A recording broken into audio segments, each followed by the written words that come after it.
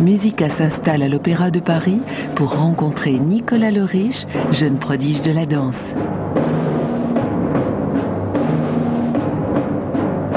À 26 ans, Nicolas Le Riche s'est déjà hissé au sommet de son art. Partout dans le monde, les plus grands chorégraphes se disputent cet amoureux de la moto. Nicolas Le Riche a acquis une solide expérience du ballet classique en compagnie de Mats Ek et John Neumeier. Mais notre danseur étoile a une autre passion, exprimer sa sensualité à travers le rap, le flamenco et le hip-hop. Sous la coupole du respectable Opéra de Paris, notre film brosse le portrait d'un artiste de son temps.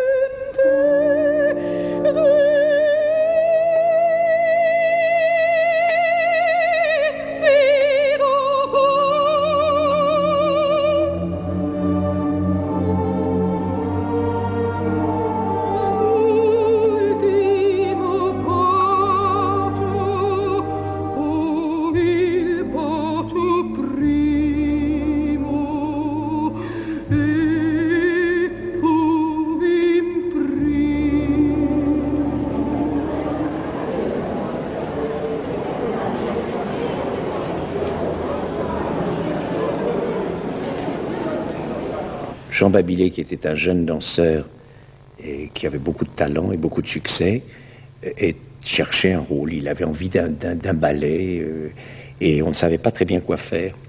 Comme je connaissais Cocteau depuis mon enfance, je suis allé frapper chez lui. Je lui ai dit Jean Babilé a envie de danser quelque chose de nouveau, il est extraordinaire, et puis alors en plus, il va se marier. Alors, ça va être son cadeau de mariage. Cocteau m'a dit un jour, au cours d'un déjeuner, il m'a dit, écoute, Nijinsky a eu son spectre de la rose, je vais te faire ton spectre de la rose. Si je vous parle du jeune homme, j'en ai pour des heures. Hein. Mais ce qui est intéressant, c'est qu'il avait voulu que la chorégraphie ne soit pas faite sur la musique. Il appelait ça une synchronisation accidentelle.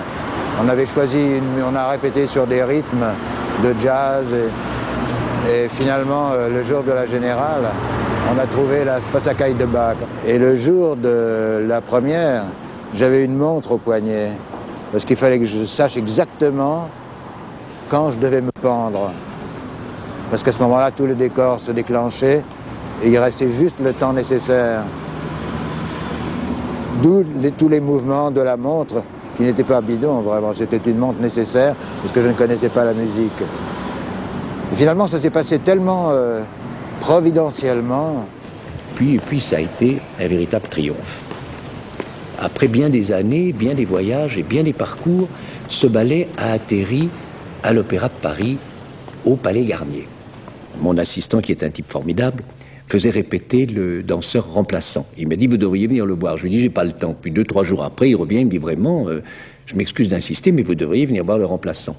Je suis rentré dans la salle de répétition, j'ai vu cette espèce de grand gaillard qui était une espèce de grand Tintin, comme ça, avec les yeux ronds, et qui avait l'air d'attendre le prince charmant. C'était moi, j'arrivais, je disais, bon, est-ce que je vais l'épouser ou pas? Et ce jeune homme, qui est à côté de moi, a commencé à répéter le ballet. Et puis tout d'un coup, il m'est arrivé une chose qui m'arrive très, très, très rarement. J'ai eu la chair de poule. C'était plus mon ballet. J'assistais à un spectacle qui me bouleversait. Et c'était Nicolas le Riche dans Le Jeune Homme et la Mort. C'était l'exception. Ça n'était plus moi qui allais lui faire un cadeau en lui donnant le ballet, mais c'était plutôt lui qui me faisait un cadeau en le dansant. C'est super. Non, mais c'est super, mais c'est pas là-dessus qu'on a réglé le ballet. Comme un bon tailleur, je l'ai un peu remis en forme pour lui. Et ce que j'avais fait précédemment d'ailleurs avec Misha Baryshnikov et avec Nureyev. Et il a apporté, lui, quelque chose de nouveau dans ce ballet qui fait que ce ballet est aujourd'hui un ballet complètement contemporain.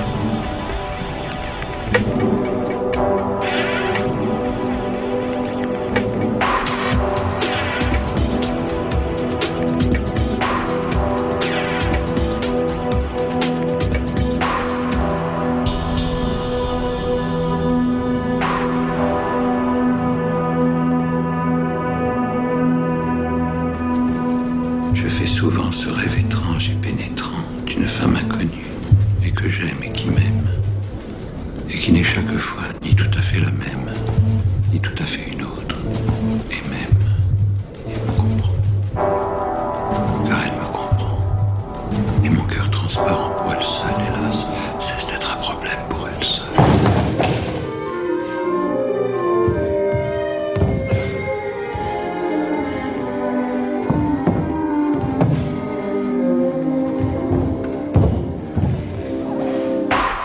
Et les moiteurs de mon front blême, elle seule laissait rafraîchir en pleurant. Est-elle brune, blonde ou rousse? Je l'ignore. Son nom. Je me souviens qu'il est doux et sonore comme ceux des aimés que la vie exila. Son regard est pareil au regard des statues. Et pour sa voix lointaine et calme et grave, elle a l'inflexion des voix chères qui se sont tues.